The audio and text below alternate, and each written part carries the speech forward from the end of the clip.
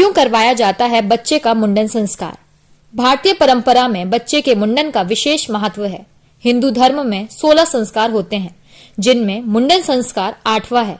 इस संस्कार के दौरान बच्चे का मुंडन किया जाता है, यानी उसके जन्म होने के बाद पहली बार सिर के बाल उतरवाए जाते हैं।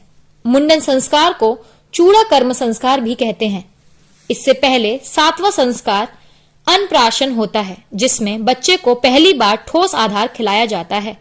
आज हम आपको बच्चों के मुंडन से जुड़ी सारी महत्वपूर्ण बातों को बताने जा रहे हैं, जिन्हें जानकर आपको भी पता लगेगा कि बच्चों का मुंडन क्यों जरूरी है और कब मुंडन को कराना चाहिए। लोग अपनी रीति के अनुसार जन्म और मृत्यु के समय इस संस्कार को करते हैं। मुंडन करवाने की परंपरा सदियों से चली आ रही है। नवजात बच्चों का मुंडन धार्मिक कार्य की वजह से किया जाता है। जब शिशु जन्म लेता है तब उसके सिर पर गर्भ के समय से ही कुछ केश यानी बाल पाए जाते हैं, जो अशुभ माने जाते हैं।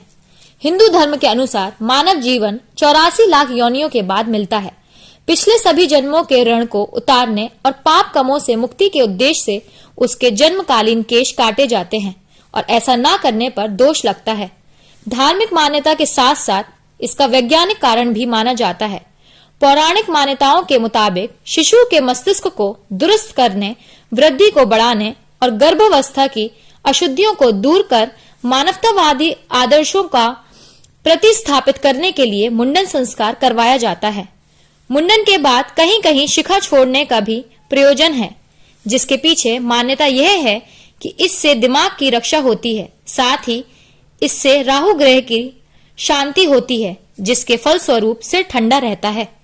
यूं तो मुंडन अपनी अपनी धार्मिक मान्यताओं के अनुसार करवाया जाता है, परंतु आमतौर पर जन्म के बाद पहले वर्ष के अंत में या फिर तीसरे, 5वें या 7वें वर्ष की समाप्ति से पहले मुंडन संस्कार करवाना प्रचलित है।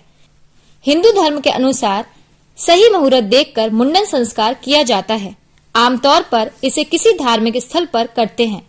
धार्मिक स्थल पर मुंडन कराने की परंपरा इसलिए है ताकि बच्चे को धर्म स्थल के वातावरण का लाभ मिल सके। इसका शुभ मुहूर्त लोग बच्चे के जन्म और समय के आधार पर पंडित से निकलवाते हैं। मुंडन संस्कार के दौरान बच्चे को मां अपनी गोद में बिठाती है और उसका मुंह पश्चिम की दिशा में अग्नि की तरफ रखती है। इस दौरान पंडित हवन भी करते हैं। इसी प्रक्रिया के चलते नई उस्तरे से सहायता से बच्चे का मुंडन करते हैं। हालांकि कुछ परिवारों में बाल पंडित से भी उतरवाए जाते हैं। इसके बाद गंगा जल से बच्चे का सिर धोया जाता है। फिर बच्चे के सिर पर हल्दी व चंदन का लेप लगाया जाता है।